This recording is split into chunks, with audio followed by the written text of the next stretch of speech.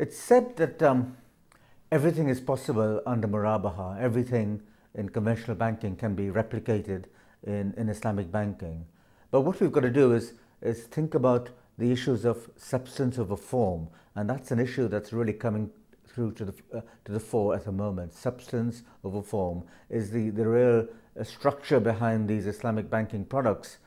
Simply replicating conventional banking products, or are they genuinely Islamic banking products?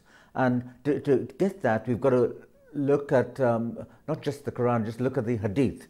And I'm going to quote from the Hadith 1, because it says that there is a Hadith of the Prophet Muhammad that says, all actions are but by intention, meaning that someone must state or settle on an intention before an act is done.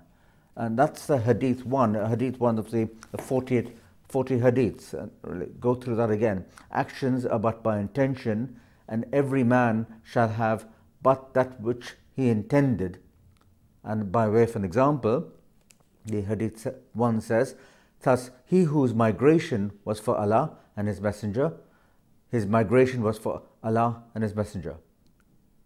And he whose migration was to achieve some worldly benefit, his migration was for that for which he migrated. Okay? So let's look at Islamic banking in that aspect. Is it the intention of simply replicating conventional interest-bearing products, or is it the intention to carry out trade? Because trade is permitted, but riba is not. So by carrying out a trade, are you simply creating a series of circular or back-to-back transactions that replicate the benefits and the real structure of an interest-bearing deposit, or are you really creating a genuine trade transaction? So by way of example, let me just bring forward this Tetra Pak of milk. Bring forward this briefcase. Let's regard that briefcase as a black curtain.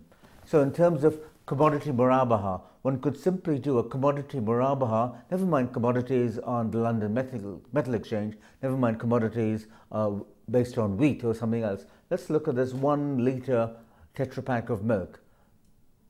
And one could create a commodity murabaha, a circular commodity murabaha transaction. Based on that, we could buy this carton of milk and sell the carton of milk and create a debt by this third party. But what happens behind this black curtain?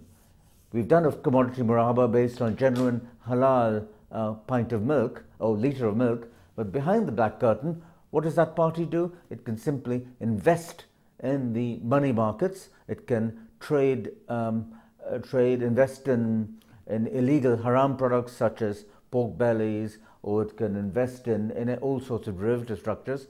Behind that black curtain, behind that black briefcase, anything is possible. So anything could be recreated to be apparently halal with haram transactions behind the black curtain. So this solidly haram or solidly halal product, the carton of milk, could be deemed to be repackaged into a series of haram transactions. So back to the Hadith 1, the niyyah, the intention, says actions are but by intention, and every man shall have but that which he intended. So is the intention to take risk, to trade? Trade is permitted according to the Quran, but riba is not. Is the intention to trade, or is the intention to simply replicate a haram interest-bearing transaction that's behind this black briefcase, this black box? And is it simply to replicate that and use it for, you pass it through to make it look like a nice and halal transactions? So actions are but by intention, and every man shall have but that which he intended, the niyyah.